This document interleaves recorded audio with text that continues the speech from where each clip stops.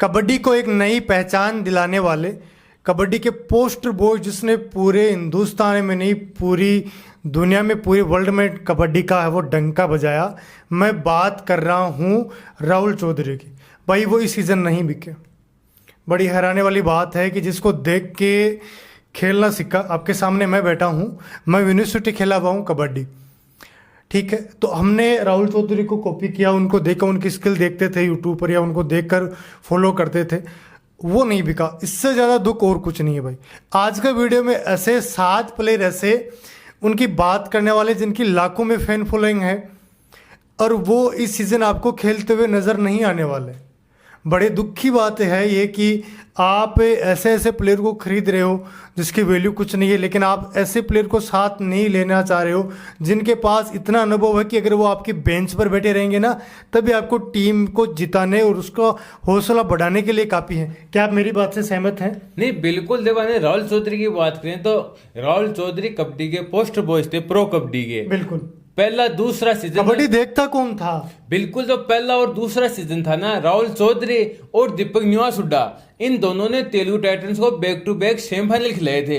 उसके बाद में तेलुगु टाइटंस हर बार 9वें 10वें और 12वें नंबर पे, यानी कि पिछले 3 सीजनों में तो वो सिर्फ 4 मैच जीते हैं, 12वें नंबर पे फिनिश किया है। जो तेलुगु टाइटंस को जो पहचान दिलाई थी हैदराबाद के अंदर, राहुल चौधरी ने जो पोस्टर बॉयज थे, सबसे पहले 1000 पॉइंट लेने वाले रेटिंग के अंदर राहुल चौधरी थे पहले सीजन। और दूसरे सीजन में तो यानी कि डिफेंडरों को यही पता नहीं था कि इनको रोके कैसे, पकड़े कैसे, यानी कि आते थे हर मैच के अंदर सुपर 10, आते थे हर मैच के अंदर सुपर 10। और पहला ऐसा रेडर जो दोनों साइड से रेड लगा, दोनों साइडों से पहला रेडर। बिल्कुल। मैं ये आप पूरे हिंदुस्तान में जाके घूम लो। पाकिस्तान में बहुत कबड्डी खेली जाती है, आज तो कनाडा में भी इसका बहुत ज्यादा, पाकिस्तान और कनाडा, कोरिया, बांग्लादेश, श्रीलंका सभी जगह होती है। लेकिन जो पहला रेडर था दोनों साइडों से रेटिंग, अब तो बहुत सारे हो गए। अब तो हो गए, लेकिन अभी भी उसके टक्कर का नहीं है, टक्कर का नहीं है, कोई नहीं है भाई। पहला रेडर दीपक, ये राहुल चौधरी इस सीजन नहीं बिके।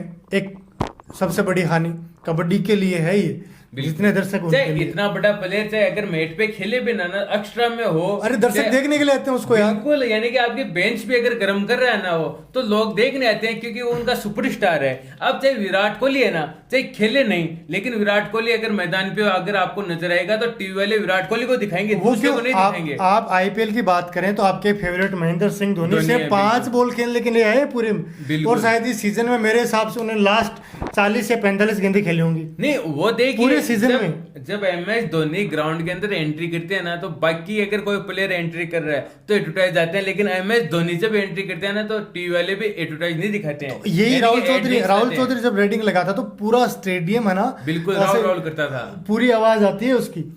दूसरे की बात करूं जो भारतीय टीम का जिसने प्रतिनिधित्व किया, एक मध्यम परिवार से निकलकर कबड्डी को एक नई पहचान दिलाई, अपनी पहचान बनाई गेम से, मैं बात कर रहा हूँ दीपक निवास हुड्डा की, जो मोहित चिल्लर के बाद के अंदर दूसरे नंबर पे थे, जो शानदार ऑलराउंडर थे मंजीत चिल्लर के बाद में। मंजीत चिल्लर तो रेटिंग और डिफेंस के अंदर दोनों में शानदार थे। उसके बाद में दीपक निवास हुड्डा थे। कोई फुर्ती की बात करें तो उसका कोई संगी नहीं, वो भी सीजन नहीं बिके। मैं बात करूं तीसरे नंबर पर जिसको ऐसे बोला जाता रहना में खुला सांड या भैंसा, आप अगर इन शब्द से परिचित हो तो आप कबड्डी देखते तो इन शब्द से आप परिचित हो, समझ गए होंगे ना। मैं बात कर रहा हूँ संदीप नरवाल की भाई साहब, कि जिसको अगर ना जैसे हमारे गांव में बोला जाता है कि जब जैसे वो क्या बोलते हैं, सांड जो होता है ना, बिल्कुल लाल कपड़ा दिखाने, यानी कि उसको अगर मेट पे आपने उतार दिया, चाहे उससे डिफेंस करवाइए, डिफेंस पे चाहे आप कॉर्नर खिलाइए, कवर खिलाइए, चाहे उसको आप रेटिंग के अंदर भेजिए, वो यानी कि हर डिपार्टमेंट के अंदर वो लड़का कुछ ना कुछ अलग करके आएगा। मतलब उसको खुद को मालूम नहीं होता था, वो जब कबड्डी खेलने के लिए जाता था ना, उसको ये नहीं पता था कि मैं कबड्डी किस हिसाब से खेल रहा हूँ, क्या कर रहा हूँ, यानी कि इधर से उधर, यानी कि नहीं डिफेंस को मालूम था ये क्या करेगा, नहीं उसको मालूम था। जैसे हनुमान जी को जामवंत ने याद दिलाई थी ना कि आप में इतनी सारी शक्तियां हैं, आपको श्राप मिला था, कोई याद दिलाएगा तब याद आएगी। ऐसा ही संदीप नरवाल है, बस उसको बताना है कि आपको क्या करना है। अगर उसको रोक सकते हैं तो सिर्फ रस्सा गाल के रोक सकते हैं कि 4-5 लोग उसको बांधे हैं, जैसे ने बताया ना, जैसे जोठा उसको पकड़ के, जैसे हरियाणा में तो आपको पता भैंस और ये भैंसे बड़े प्रसिद्ध हैं, तो उसको जैसे रोकना पड़ता। इतनी ताकत, इतनी फुर्ती है उस बंदे में कि उसको नहीं, वो भी नहीं बिका यार। आपका एक कॉर्नर संभालता है, बिल्कुल आपको ऑलराउंडर की भूमिका में मिलता है। बिल्कुल, आपको वो कवर भी खेल लेता, यानी कि रेटिंग में आप खिलाइए, कॉर्नर खिलाइए, आप कवर खिलाइए, कहीं भी उसको बस 1 से मैट लेके के 7 अंदर- नंबर तक। बिल्कुल उसको मैट के अंदर आप रखिए बस। इससे ज्यादा बुरा क्या होगा भाई। एक नया चेहरा आया था जिसने गट्टे, जो अगर कबड्डी खेलते हैं तो आप समझते हैं कि एंकल यानी गट्टे उठाना, हरियाणी भाषा में बोल जाता है कि गट्टे उठाना यानी पग को पकड़ना है ना, एंकल को पकड़ना, जकड़ना।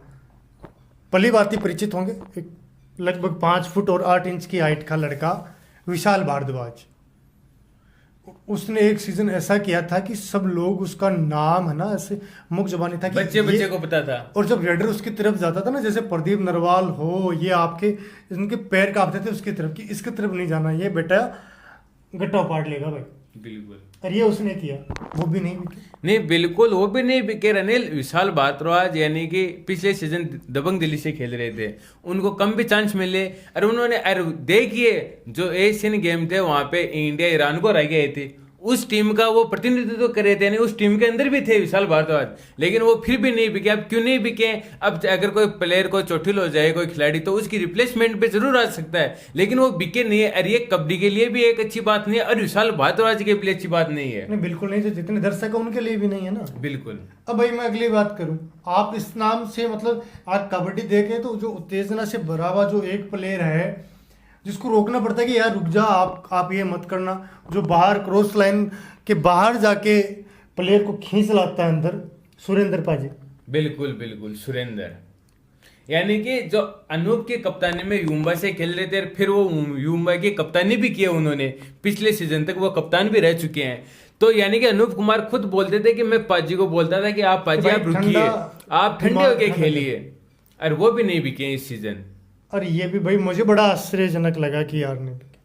अगला नाम आपको लूंगा तो आप जो हर मैच में आके ना पासा पलट देता है, हर मैच में आके जब आपकी पूरी टीम है बेंच पे बैठे हो ना, अकेला बंदा आता है, चंद्रन रंजीत, CR66 बोलते हैं उनको, जिसको यानी कि पिछले सीजन में आपके हरियाणा की उन्होंने कप्तानी भी की थी। और मैं सर को एक बात बोलता हूँ कि अगर चंद्रन रंजीत अगर मेरे सामने आए तो मैं उसको सिंगल पॉइंट है ना वो नहीं दूं, बिल्कुल सिंगल पॉइंट। पर उसने उसका वाकई में उसका रिकॉर्ड देखो कितना गजब नहीं का है। बिल्कुल, यानी कि वो दबंग दिल्ली से खेले हुए हैं, हरियाणा से खेले हुए हैं, वो उसने मैच पलटा पलटन है। से खेले हुए हैं, भाई यानी जहाँ 1 पॉइंट की उम्मीद नहीं वहां उसकी वो बुकी भर के लाता है। बिल्कुल, यानी कि शानदार एक शांत स्वभाव का प्लेयर, जो मैंने उनको कभी भी है ना मैच के ऊपर आर्ग्यूमेंट, गुस्सा हाँ, करता हुआ या बिल्कुल नहीं। आर्ग्यूमेंट करते हुए बिल्कुल भी नहीं देखा। किसी प्लेयर के साथ नहीं, सभी प्लेयर से उसकी बनती कितनी अच्छी है। बिल्कुल बिल्कुल, कभी ये भी नहीं देखा। ऐसा बहुत कम होता।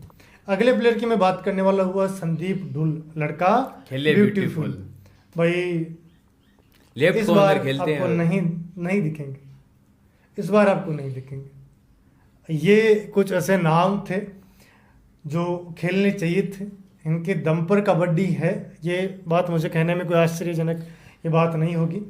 और माना कि एक प्लेयर का समय होता है उसके बाद उसको रिटायर होना ही पड़ता है, लेकिन अभी इनका समय था, ये खेल इनमें से सकते थे। एक या दो ही ऐसे प्लेयर हैं जिनका समय मान लीजिए चल गया हो या रुक गया हो ना, बिल्कुल। लेकिन जो और लड़के थे जैसे संदीप ढुल हो, विशाल हो, चाहे आपके कोई भी क्यों ना हो, ये यानी कि ये सारे के सारे 22, 23, 24 साल की उम्र के लड़के हैं अभी थे। अब इनमें और भी नाम है, गिरीश मारुति नाग जो पहले सीजन से खेल रहे थे वो भी इसके अंदर है, रोहित गुलिया भी इनके अंदर ही है, जो उनकी बहुत जो सारे वाइफ नाम है हैं, ना, लेकिन रोहित गुलिया की वाइफ है, वो इंडिया टीम की कैप्टन है, कबड्डी टीम की प्लेयर की। लेकिन आज हिमाचल हम प्रदेश ये से आती है। 7 प्लेयर ऐसे लेके आए हैं कि जो इस सीजन में बिकने चाहिए थे, इस सीजन में खेलते हुए नजर आने चाहिए थे।